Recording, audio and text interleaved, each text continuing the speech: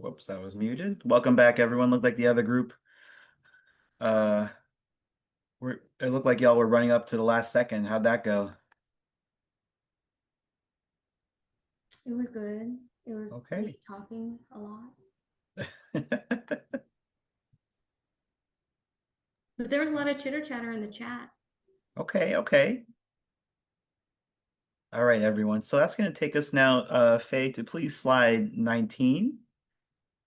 We're going to talk about it now um, as we begin wave 4 and wave 5.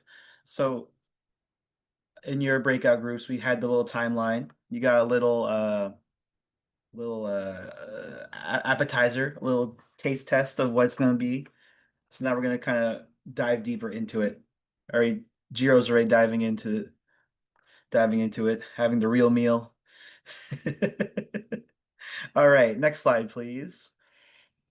I'm just going to kind of read the headers of the timeline.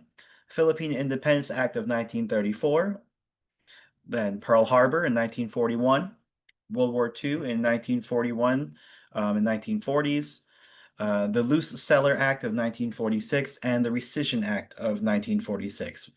A little 1-2 punch in 46 there. Next slide, please. Oh, next. Skip this one, skip that one. We'll get back to that one later. All right, the exclusion period, the war, and the second generation of Filipinos. Next slide, please. From 1934 to 1946. We talked about this with our group that we are noticing these different pictures here. We have Philippines in the blue, yellow, and red, purplish red. Anyone know what place is that in the black? For you to call out.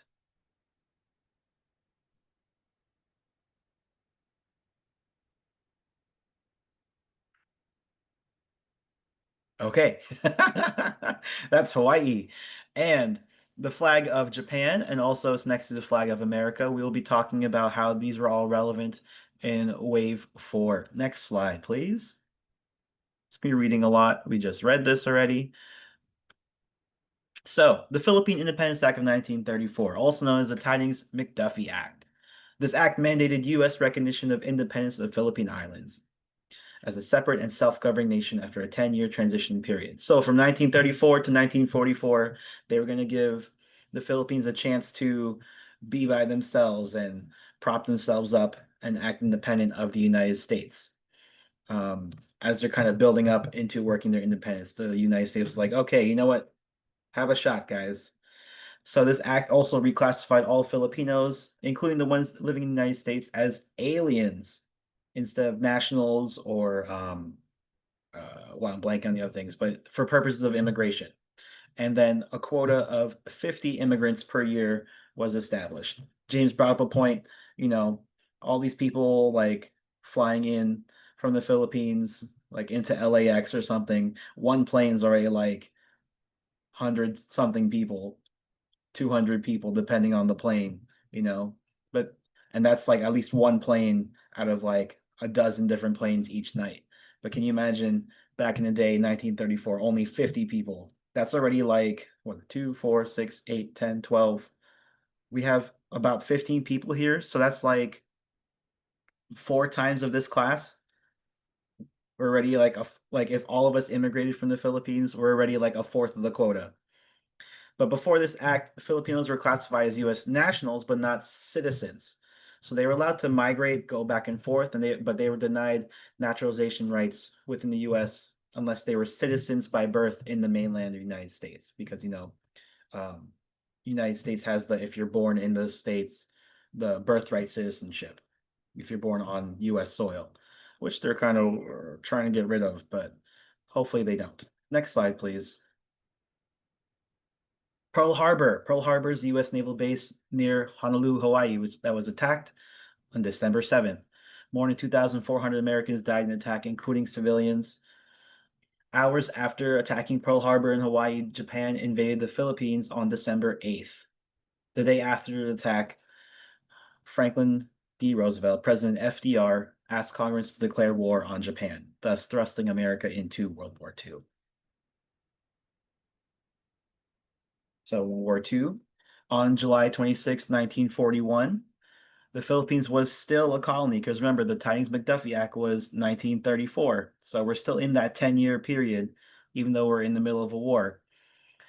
He and FDR, President FDR, announced he was changing the draft law to allow Filipinos to join the military and the defense industry, like shipbuilding and um, metal fabrication, et cetera, and amended the Nationality Act of 1940 to allow Filipinos enlisted in the military to become naturalized citizens. So if you were a Filipino in the States who was already here, or if you're a Filipino back in Philippines, you had the opportunity kind of like dangling, like if you serve in the army, you could become a citizen. Next slide, please, Faye. So in California, this is just statistics from California alone. 16,000 Filipinos attempted to enlist in the U.S. Army. Most of the 7,000 who enlisted, because not everyone, this is anyone who volunteers for not everyone's able to get cleared. If you remember in like Captain America, where he was like, you have asthma. You can't go in. You're a little tiny dude. Same thing. Some people will not be able to get in, but most of the 7,000 people, excuse me, most of the 16,000, so about 7,000 became the first and second Filipino infantry regiments.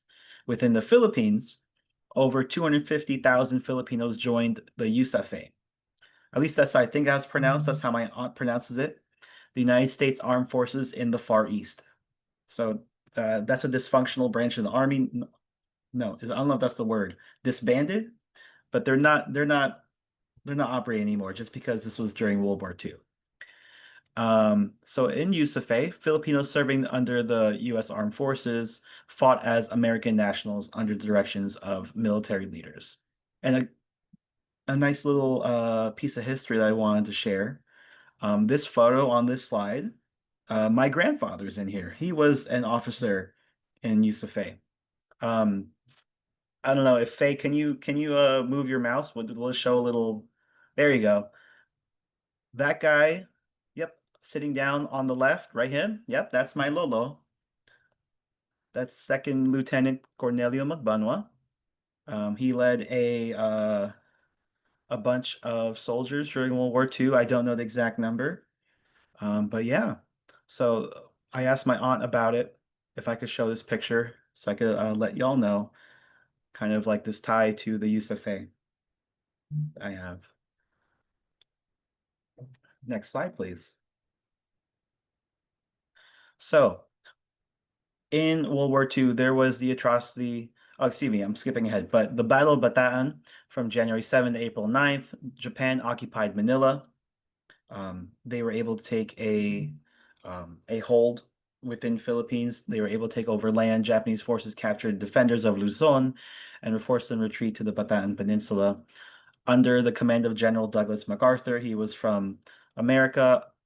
Filipinos fought alongside American soldiers in the Battle of Bataan.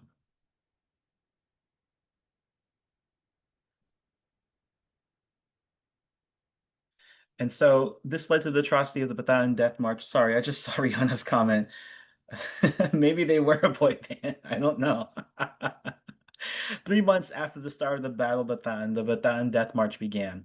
About 60 to 80,000 Filipino-American prisoners of war were forced to march through the Philippines. Um, Japanese had gotten the pretty much the soldiers who surrendered, and they marched them through the Philippines, 65 miles to the heat. Um, and yeah, it affected a lot of soldiers. It affected a lot of people. Um, and I guess tying back to my Lolo and his boy band, he was supposed to go on this death march. He almost got like sent like almost onto it, but as an officer, um, he usually was also driving the Jeep with his commander or something, but that one day he didn't drive it and someone else did. So that guy and the officer was they surrendered to the Japanese and they were the ones who got sent with these prisoners of war. And my grandfather missed it. Like Like he kind of retreated with his soldiers instead of surrendering. So he had just missed kind of joining this march, and I'm kind of glad, or else I wouldn't be here. Anyway, next slide, please. So, World War II ends, and in 1946, the Luce-Celler Act is passed. This allowed Filipinos to become naturalized citizens and increased from 50 previously to 100. By the end of 1945, about 10,000 Filipino veterans became citizens. They were eligible for GI Bill benefits. They were also able to buy land and to vote. So the GI Bill was that big boom of a bill that a lot of soldiers came back to. This kind of led us to the prosperous times of 1950s where everyone was living in the suburbs, quote unquote everyone. But a lot of people were eligible for those GI Bill benefits for like school and housing and things like that. So it did give opportunity for some Filipinos to come to the States and own property. Sorry, Faye, next slide. But bada bing, bada boom, that 1-2 punch again, the Rescission Act of 1946. The USA decided to rescind what they promised. Signed by President Truman on February 18th. So originally he vetoed it. It went back to the House. They voted it back up, and then he said, fine, I'll pass it.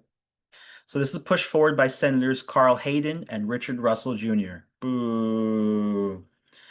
So after they were informed that the veteran benefits costs for all the soldiers and people who served in the Philippines, and on I guess reparations in a sense, or like helping rebuild also the country, would have been projected between 1.5 to 3 billion in that time, and about 52 billion today's cost adjusted for inflation.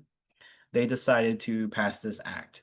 So in 1946, Congress passed this act stripping Filipinos of the benefits they were promised. So replacing the 3 billion in benefits with an offer of 200 million. A big drop. Going from 3 billion to 200 million. And I think this is the most Filipino move ever. So the president at the time, Sergio Osmeña, wrote that 200 million is not enough.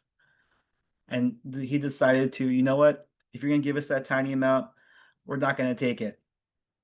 So it's the most Filipino move ever.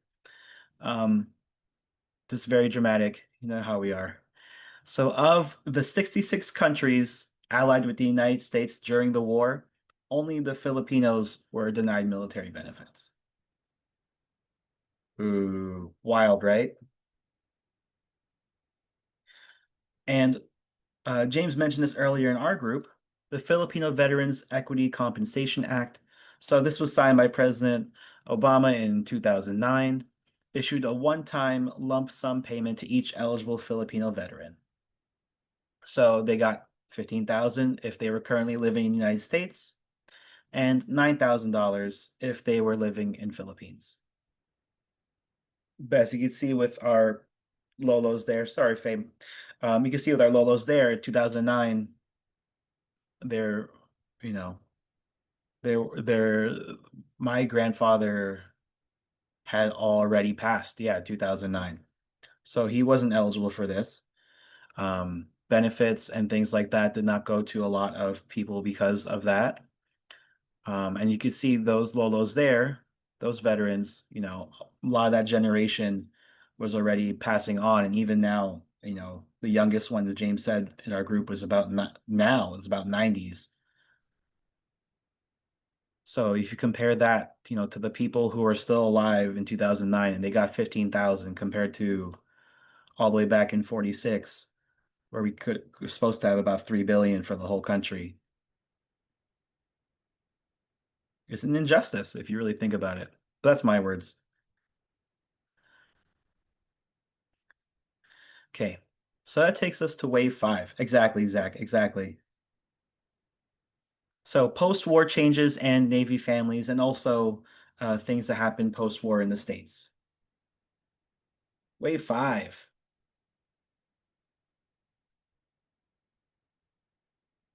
Let me know if I'm talking too fast. Sometimes my New Jersey takes over and my mouth moves faster than it should.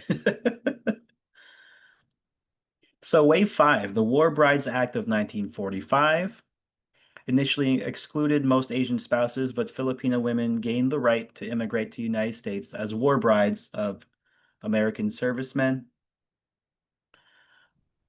959, AWOC is organized. 1967, UFW is formed. Larry Leong and AWOC merges with Dolores Huerta and Cesar Chavez and the NFWA.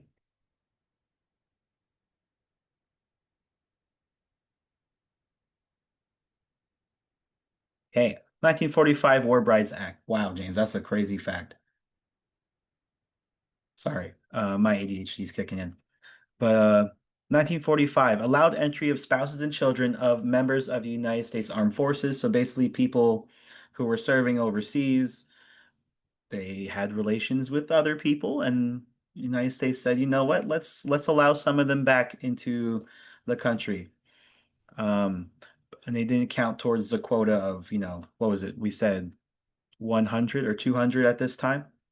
So it permitted Filipino nationals who are either married to United States citizens or have children born in the United States to enter the United States without visas without being part of the quota. So before the war, Filipino immigrants were outnumbered 13 to 1. Because if we're looking back at the previous waves, most of them were men because they were working in canneries and the fields and things like that.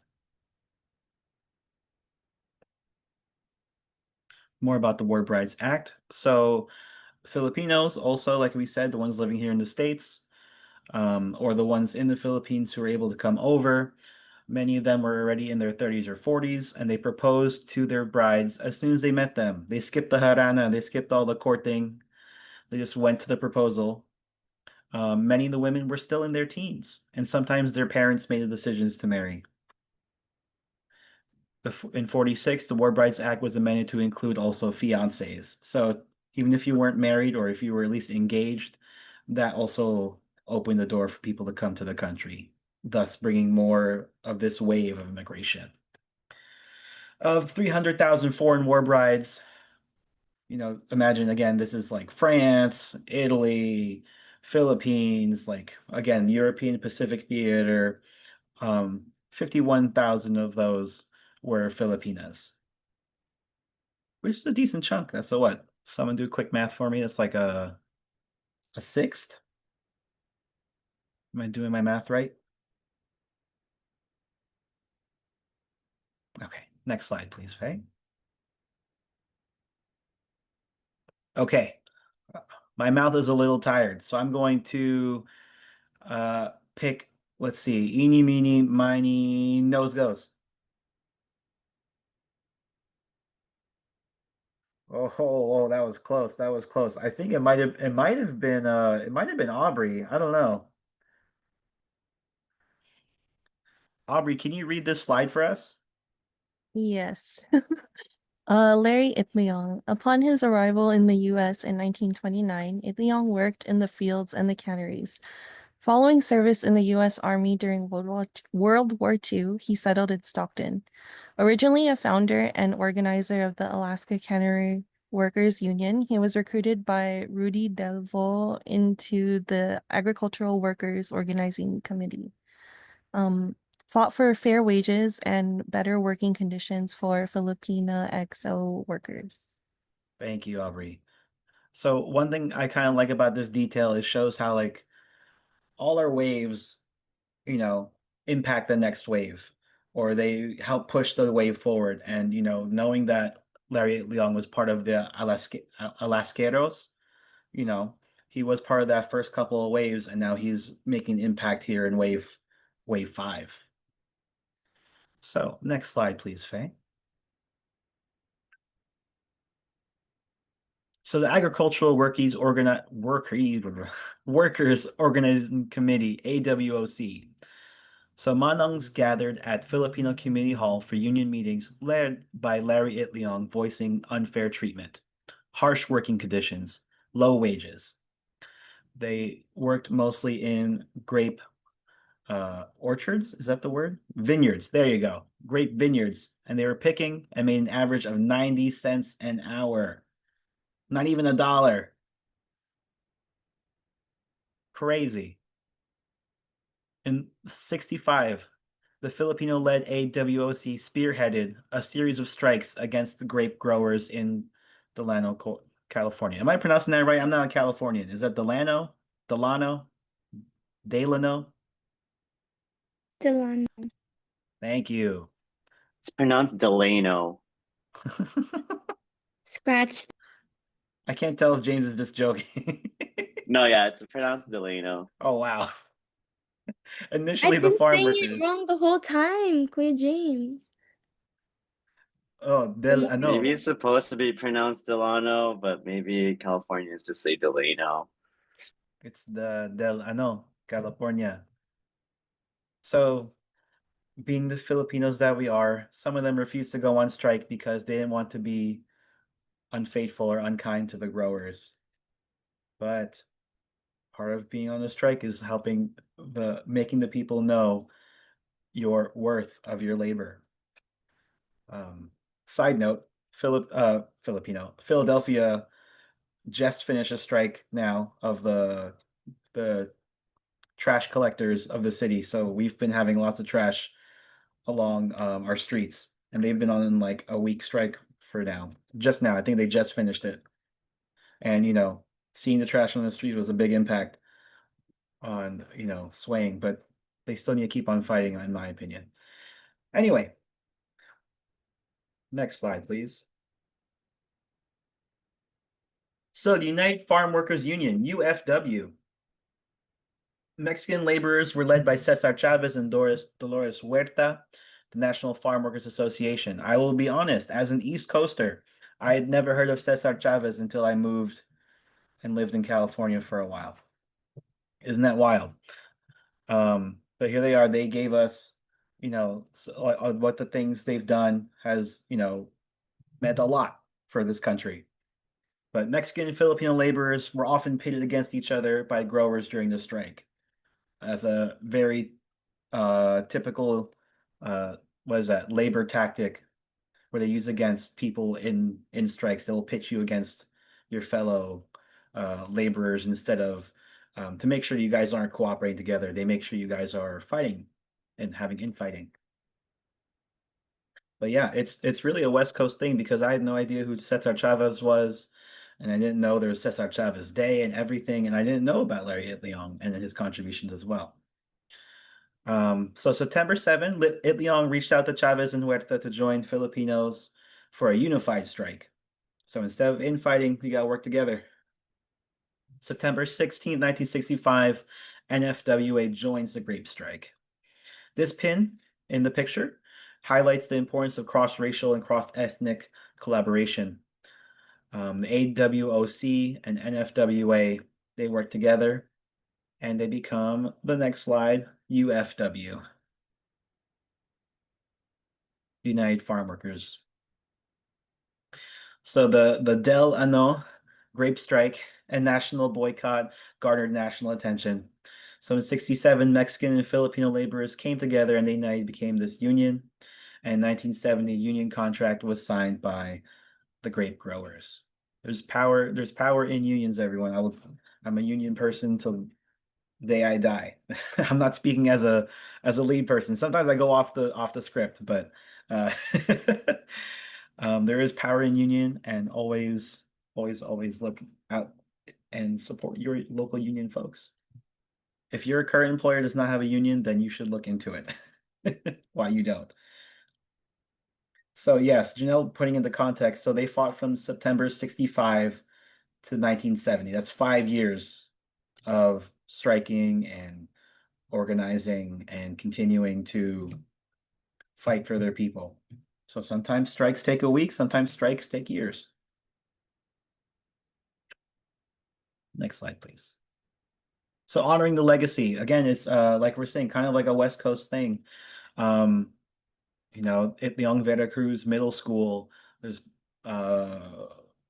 art and murals of the different Filipino heroes, and they even made a musical which I have to go see and figure out. I want to listen to the soundtrack. Whoa, Jamie, it's your hometown. Where's your hometown at? Union City, California. Whoa, that's wild. Hey. So this takes us now to the L part of the KWL chart, the learn. We're going to talk about what did we learn or what has impacted you. So after learning about waves 4 and 5, what stood out to you? What questions do you have? And was there anything from waves 4 and 5 related to your family's migration story? Shake out your hands. You've kind of been sitting down, roll your shoulders a bit, get some air into your brain, and let your brain think a little bit. Was there anything related or what stood out to you?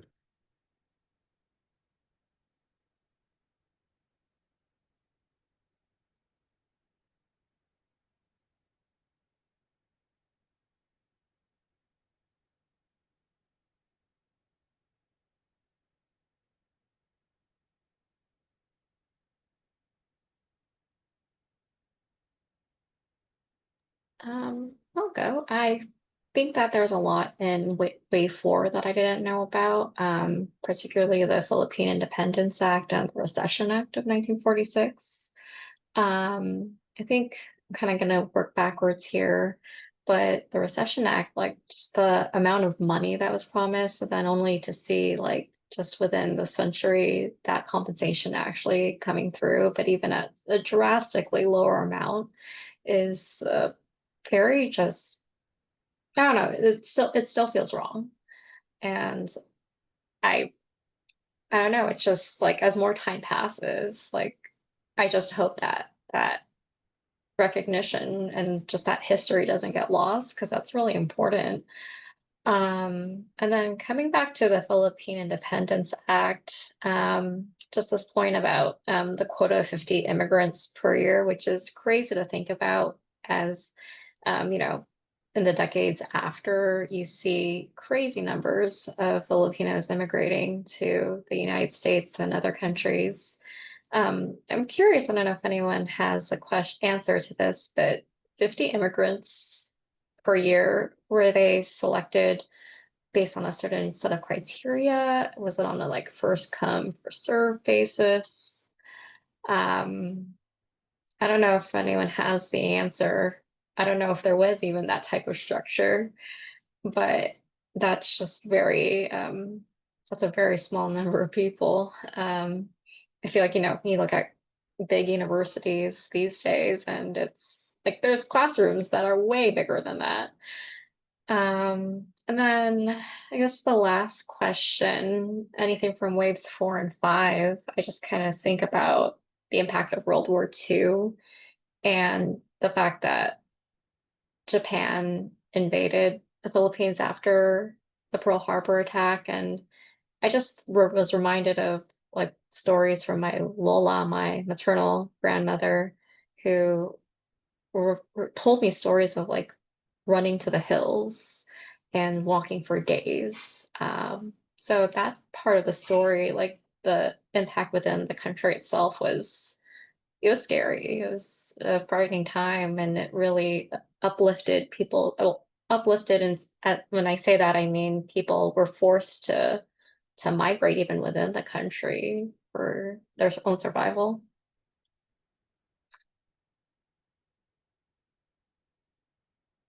Yeah, those were my thoughts.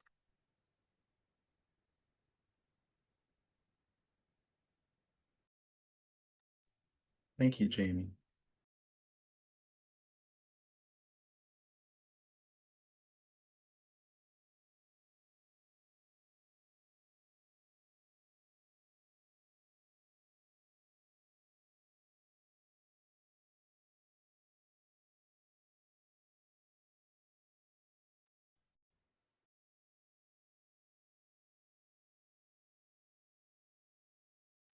I'll piggyback a little bit off of what Jamie had said in regards to like World War II. Just because my my grandpa, my Lolo, wanted to join the military because he was inspired by the everything that was happening, but unfortunately, due to his mischievous nature at a younger age, he was not able to join. But I think if I'm answering the question, is there anything from waves 4 and 5 that relate to my own family's migration story? Is that his dreams of trying to be in the military, the Navy specifically, although he never achieved them, I ended up joining the Navy. So if I'm making a cross reference to how that relates to me now, it relates to the stories he used to tell me of how he would see Filipinos, because by this time Filipinos were already in the military, because we talked about how they had that the USAF, John's boy band. But yeah, they had that group and their recruitment. So he saw Filipinos coming back to the Philippines when he was younger during World War II. So, and he would tell me all these grand stories of the Navy and stuff. So I ended up joining because of his stories.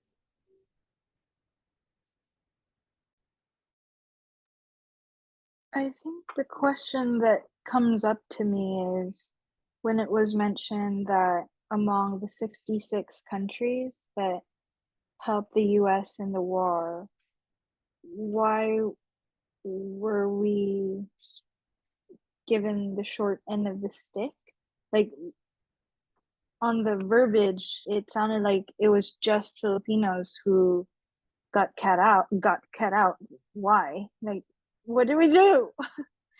And well, even in that question, like, what did we do? I feel like there's a colonial mentality thing. Like, why did I go to what we did?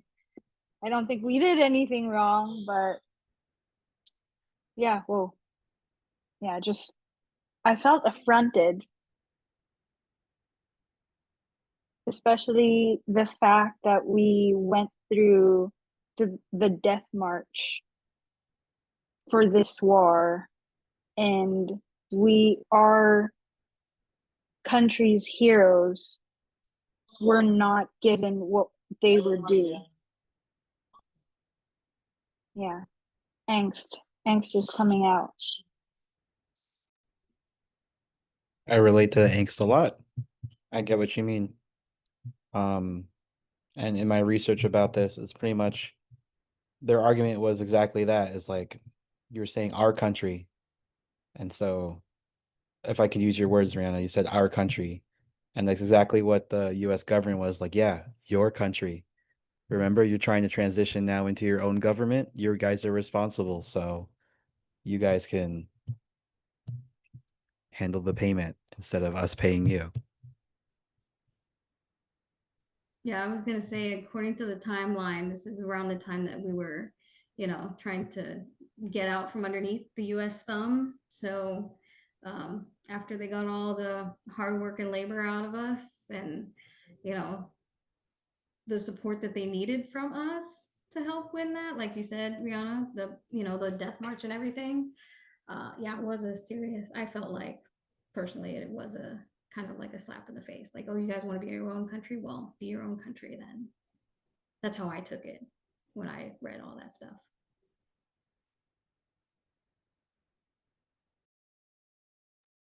Crazy.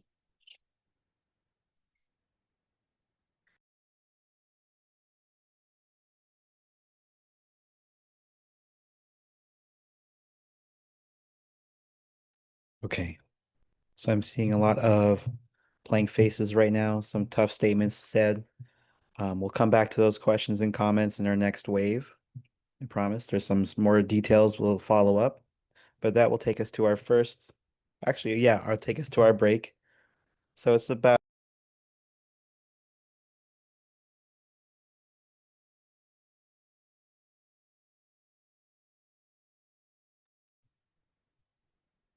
all right. Welcome back, everyone. Back to your live show brought to you by KQED, WHYY, WNYC, your local NPR station.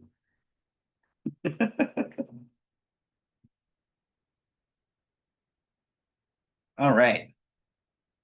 Everyone got their wiggles out, moved a little bit, went to the bathroom if you had to, got some snacks, got some drinks. These waves are a little bit shorter, a lot less slides. So we'll be able to kind of bang it out and also give everyone some time to meet with their team very soon. But again, we're going to break out into our groups. One team talking about wave 6, one team talking about wave 7. And again, addressing KWL, what do you know already about this? What do you want to know looking at the timeline? And at the end, we'll talk about what did we learn or what do we want to know still. So see you on the other side, everyone.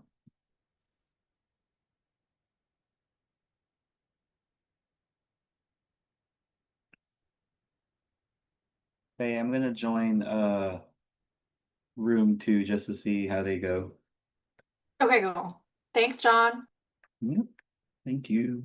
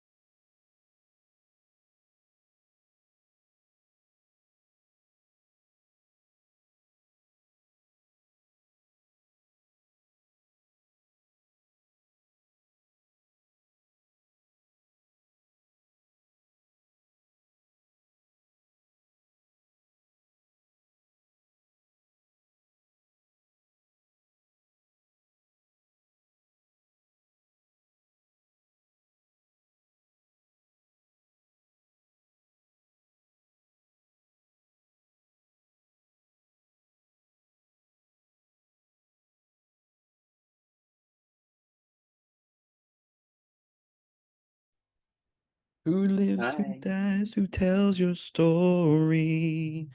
I guess we could back up the slides. This is way ahead. Thanks, Faye. Sorry. I was just about to say, he was just singing Hamilton. Yeah, just because Janelle was talking about quoting a book just now, how like you need to be able to tell your story because no one else will, essentially, what you're saying, Janelle. And Yeah. take I'm sorry, I butchered your quote, but it was a really great quote. No, I mean it's not my quote. I got it from someone else, so I can't take the credit for it. But Okay. we have to see ourselves, right? We have to see ourselves as contributors to this country. Despite all the bad stories, we have made significant contributions. But if we can't see ourselves as contributors, and if we can't tell the story of our contributions, then no one else will see it that way either. So the fact that Larry Itliong has a school is significant and should be always celebrated because, yeah, he made significant contributions, not just for Filipinos, but for all farm workers. Okay. Okay, sorry. So, no, I'm sorry. I was I was looking at the clock and I just realized. So, for the sake of time, Janelle, beautiful quote, but also for the sake of time for everyone, because we want to give you an opportunity to go into your Filipino community breakout group. We're going to send you slides of wave 6 and 7. You already kind of talked about one of those waves within this group and shared a little bit of your thoughts. So we're gonna go straight into um, what's it called? The Filipino groups for the sake of time, just because it's already 7:44. Sorry, I had to think about the things. So last week we discussed our Philem Communities project, where you'll be talking about either some sort of hero, the Bayanis, or some sort of organization here in the States or in your community or in the country, wherever you find. Um, Today, you will be playing the name game with your group. You'll be able to make a time where basically, before I start rambling, uh, basically your group, wherever your group 1, 2, 3, and 4, you're going to make a name for your group and maybe discuss some times when maybe y'all can meet next and talk about your ideas, your projects. We'll also drop the slide for all the different heroes and things like that if you need some inspiration. But you don't need to use something from there. If you have already a person that inspires you, or if you know of an organization, go ahead and use those too. We've had plenty of people in last year's cohort who went off script and picked their own things. But yeah, let's see. Let's go Alrighty, plug and y'all. play.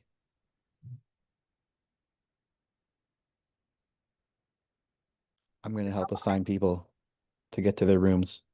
Yeah, perfect. So we'll just have to go into the groups as seen on the slides.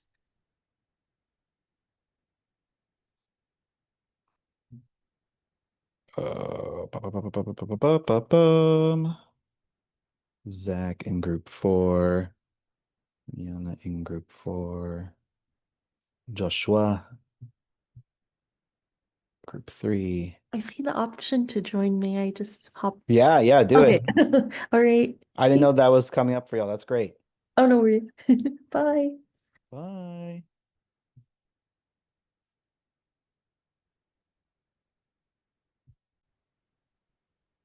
Oh, Okay, welcome back, everyone. Welcome back, welcome back. So there was a miscalculation on our end, so we apologize. So there is a little bit of time to talk about the slides, and you will get also get a review of the slides a little bit more for wave 6 and 7.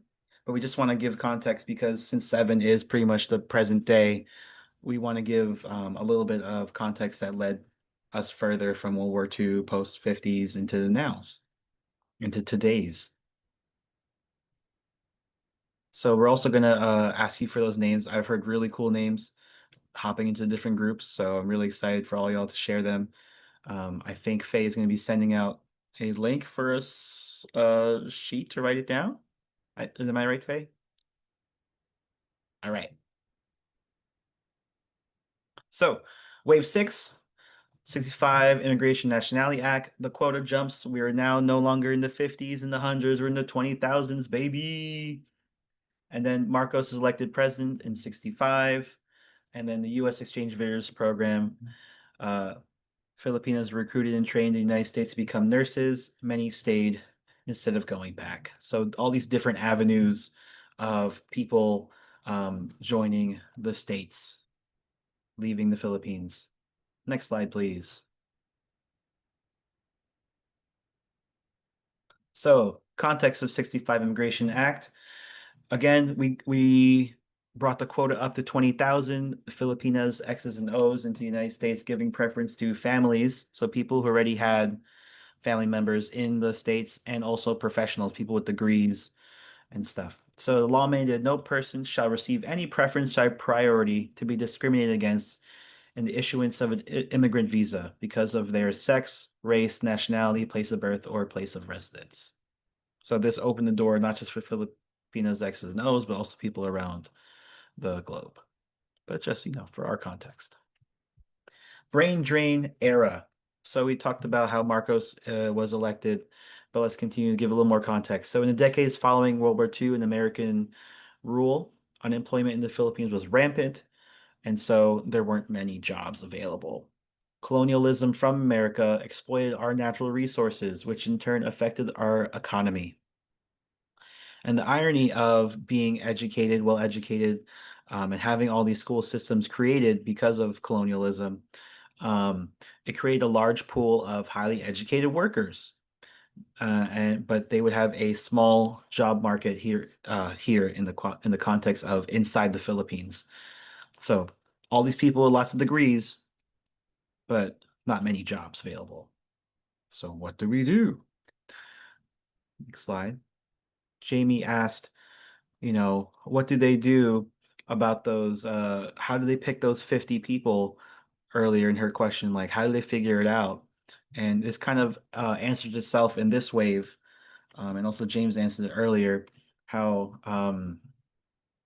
Marcos kind of creates something, but we're going to talk about who Marcos is real quick. So Ferdinand Marcos was if not the most corrupt government official of the Philippines. He ran on a platform of economic reform, making everything better, but ended up stealing billions of dollars and racking up national foreign debt.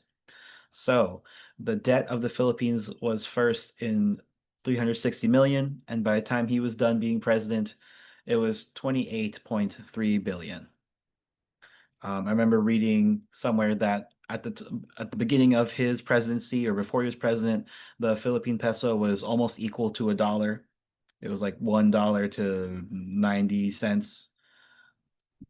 But if you look at today's current rates, I think was it 1 to 50? $1 to 50 pesos is about. So yeah. Oh, someone dropped in chat. Yep, 56. Thanks, Brianna. So the brain drain era, during all this corruption from Marcos, educated professionals that we mentioned earlier, was half of the immigrants arriving to the United States from 66 to 75.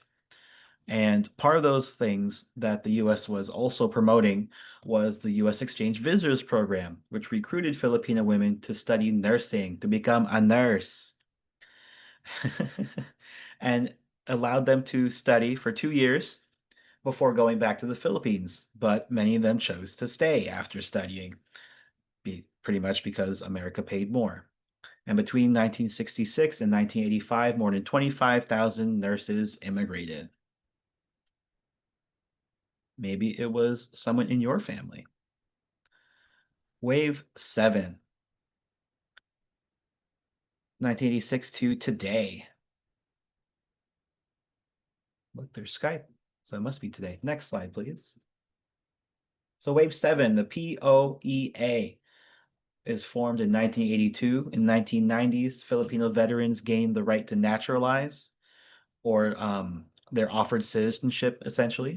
And then today, our stories are shared, their experiences as immigrants, OFOs, and OFW, excuse me. and people who grew up here in the States as second and third generation people. Next slide. We're almost there, y'all. Almost there. Keep it going. So, continuing that brain drain, OFWs. Due to the poor economic state with a highly skilled workforce, the Philippine government needed a solution. So this ties, sorry, I was speaking a little bit faster than I was supposed to be, but Jamie was saying, how do we figure out who do we send? Essentially, that question was kind of answered with this initiative, creating a migration program intended to funnel unemployed Filipino workers to countries throughout the world while having them remit their pay towards the Philippines, essentially part of their paycheck sent home. Next slide, please. So Marcos created government agencies to address the needs of Filipino migrant workers, the National Seamen Board, Overseas Employment Development Board, Bureau of Employment Services, which all merged together in 1978 to become the Philippines Overseas Employment Administration, POEA in 82. And then in 2022, they essentially rebranded under Duterte as the Department of Migrant Workers. Very cool branding. This slide here, we're going to kind of skip over, but you can read it over yourself or look up this video talking about, look up the video on YouTube or look it up on Spotify, wherever you listen to your podcast or music. Distancia by Collateral. Next slide, please. So, facts about OFWs. Overseas Filipino workers. The population of OFWs in 2021 was 1.83 million, going up and up and up every year. So it's an increase from 2020 of 1.7, and it goes to 1.76 and just keeps going. So overseas, the diaspora, so not just the workers, but people, their children, people who immigrated, people who have moved. We are between 11 and 12 million people, according to 2019. So there should be about more than that. And a lot of the people who are considered in the diaspora or OFWs would be physicians, nurses, teachers, seamen, mechanics, engineers, domestic helpers, construction, lamb, ram, green beans, potatoes, you name it, we're everywhere. Next slide, please. So OFW facts, we are known as Philippines modern day heroes. Not we, but we as the OFWs. About 5,000 OFWs, overseas Filipino workers, leave the Philippines every day. There's a continuation still of Marcos's POEA, now the Migrant Workers Association, I think, whatever I said a couple slides ago.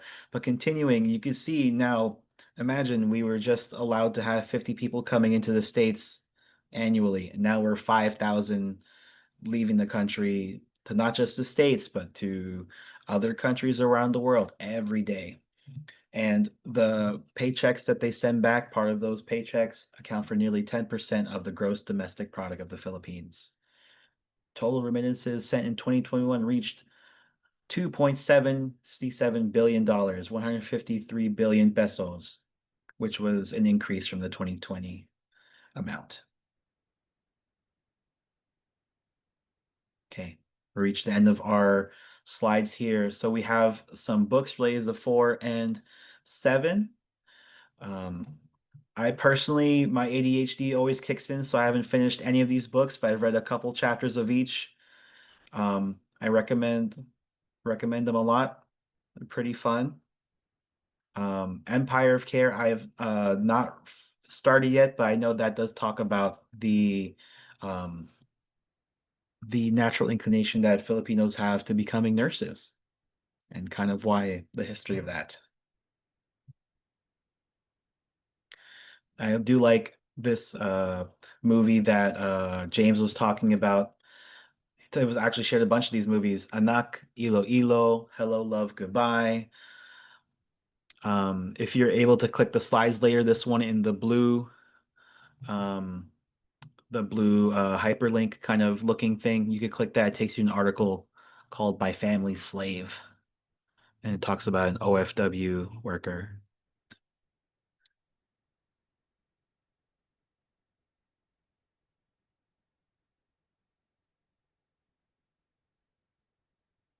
Okay, so we already did our name game. I'm going to pass it over to my other instructors about the announcements. We're down to our final minutes for the night. Not an instructor, but I'm happy to go over some wearing my Lead Filipino hat. Yeah, but a couple of things I know from the conversations we've had, especially when we had our icebreaker. Thank you to Janelle for hosting that.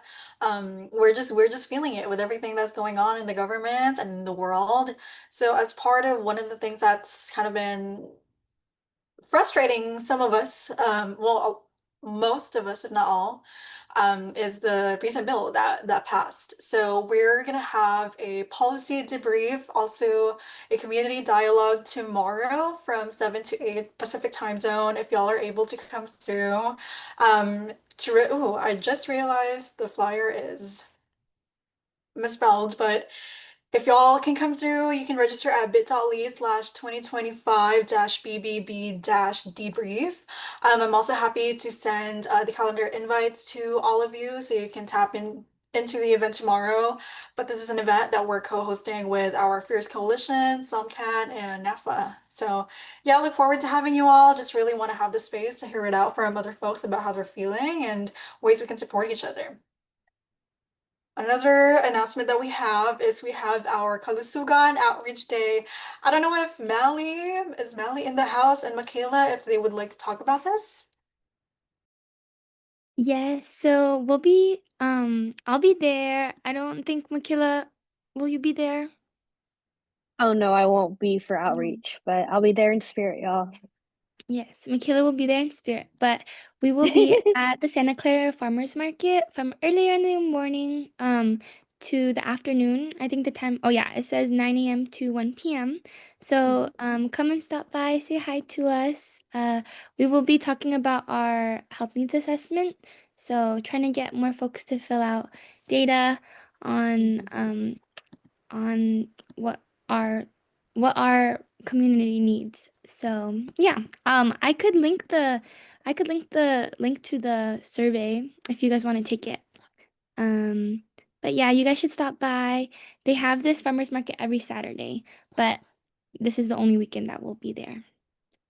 Yeah, hope to see you guys there. If you have any questions, you could reach out to our health equity team.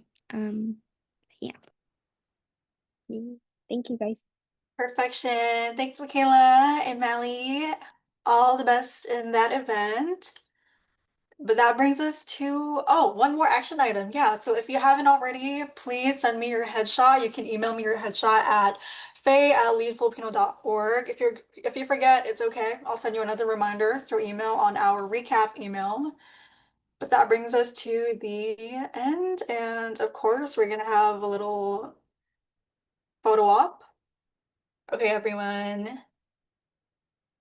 We're just gonna do a smiling one. Picture, picture. Picture. Okay, everybody close up. Perfect.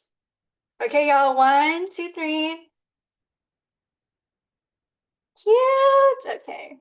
Oh, one more.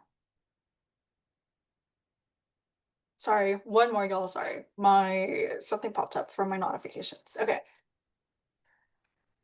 Oh, 1, 2, 3. Perfect. Okay. Thank y'all. Unless the other instructors have any updates or announcements, I think that's all I had on my end. Thanks everyone. We'll send updates on the channel if anything, particularly in regards to the trips, the planned trip that we have coming up. And we'll put an announcement on there as well for those that are remote or in different areas, not in the Bay Area. Yeah. Especially for LA folks. I know Janelle is in LA, so hit her up too if y'all want to do like a high five thing too. All right. Thanks Y'all. Have a good everyone. night. Have a good night, Good everybody. night, Thank you. everyone. Bye. Good night. night. Good night. Bye. Bye, Bye. Jiro. Faye, I also read your article. Yes. Sorry, I did not expect to be crying at 1 a.m. last night, so. What? I didn't There's get an to finish article? reading. I didn't get to finish reading it. I just saw I just saw just a flash. So It was from congratulations. Now I definitely want to.